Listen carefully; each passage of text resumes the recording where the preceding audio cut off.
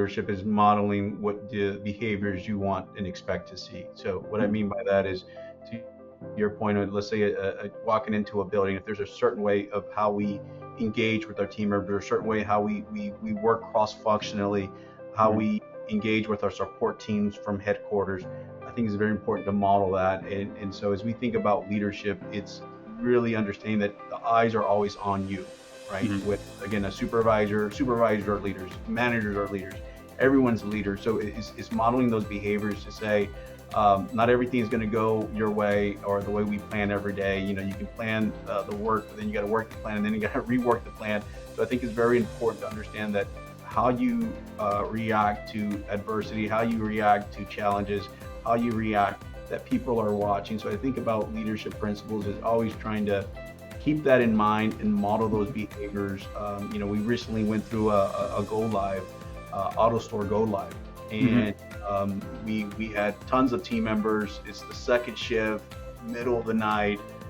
You have leaders, you have directors out there, you have managers out there, you have team members out there.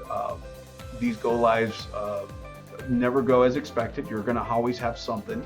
And Mhm. so we're struggling with standing up certain pieces of equipment at the workstations. We're struggling and getting the throughput out, what we need by hour. Mhm. And as a leader, and you kind of see it real firsthand, the reaction to adversity, the reaction to challenges exudes across the shift. So Mhm. as myself out there and other leaders that were out on the floor, we had to make sure we kept our cool. We had to make sure that, we weren't, yelling and all these other things that could happen. Mhm. And so as you see some of these situations where team members are getting frustrated, I don't have my supplies, I don't have my tools, my computer isn't working, I can't log in.